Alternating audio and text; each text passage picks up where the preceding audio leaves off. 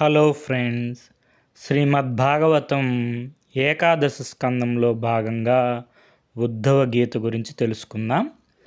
ద్వారకను విడిచి వెళ్ళమని శ్రీకృష్ణుల వారు యాదవులకు చేసిన హెచ్చరికను వినను ఉద్ధవుడు శ్రీకృష్ణుని సమీపించి ఇలా అన్నారు: ప్రభు, దేవాదిదేవ, నీ దివ్య సంకల్పం నాకు కొద్దిగా అర్థమైనది.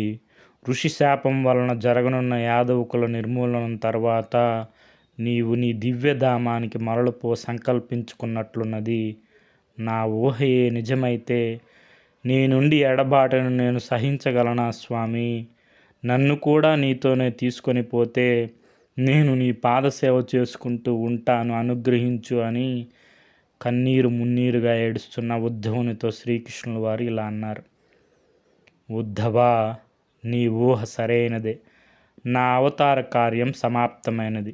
బ్రహ్మాదులు వచ్చి వైకుంఠానికి మరలి రమ్మని వేడుకున్నారు. నేటికి 7వ దినాన ద్వారకా నగరాన్ని సముద్రుడు ఆక్రమించుకుంటాడు. యాదవుకుల నాశనం కూడా ఆనాటికి ముగుస్తుంది. అప్పటి నుండి కలియుగం ఆరంభమవుతుంది. ఈ కలియుగంలో మానవులు ధర్మాన్ని విడిచిన వారు, ఆచారము లేనివారు, అన్యాయపరులు, మిక్కిలి రోషావేశపరులు, మందమతులు, అల్పాయుష్కులు, బహురోగ పీడితులు, నిష్ఫలమైన పనులు చేసేవారు, నాస్తికులు అయి ఒకరినొకరు మెచ్చక నచ్చని వారై ఉంటారు. కాబట్టి నీవు బంధుమిత్రుల యందు అనుబంధాలను వదిలించుకొని ఇంద్రియ భోగాల్లో తగులుకొనక అన్ని పుణ్యతీర్థాలను సందర్శించి పవిత్ర అనుభూతులను పొంది పంచేంద్రియాలను గ్రహించే విషయ వస్తువులన్నీ నశించేవే అని తెలుసుకొని వాటిని దరిచేరనీయకుము.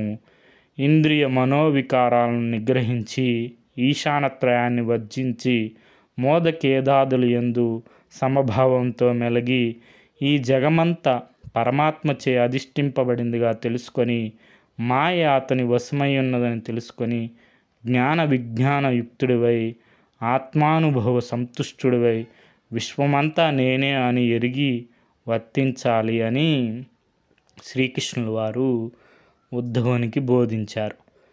ఉద్ధవుడు భక్తి శ్రద్ధలతో ప్రణమిల్లి ఇలా అన్నారు: ప్రభు, నీ మాయకు లోనైన నా వంటి పామరులైన సంసారికులకు వైరాగ్యము, సన్యాసము అంత సులువుగా అబ్బవు కదా. అట్టివారికి గత్యంతరం ఏమిటి? బ్రహ్మాది దేవతలు కూడా భ్రాంతులైపోతుంటారు. నీ భక్తులైన పరమ భగవతులు మాత్రం నీ మాయకు లోబడరు. యోగేంద్రులకైనా, గృహస్థులకైనా, స్త్రీలకైనా, పురుషులకైనా నీ నామస్మరణమే మోక్షప్రదము. కనుక ఓ పరమేశ్వర, నీ చరణాల శరణమే నేను ఆశ్రయిస్తున్నాను.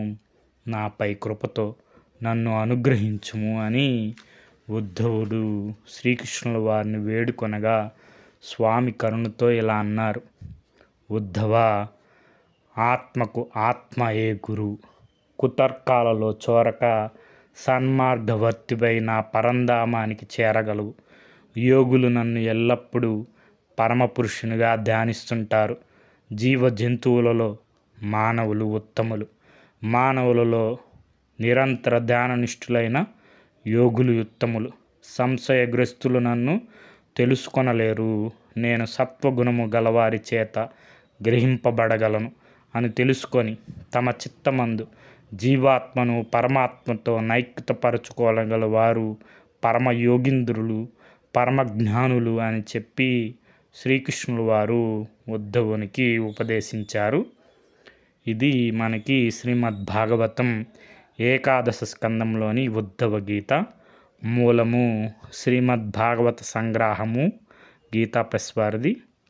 Okay friends, thank you for watching.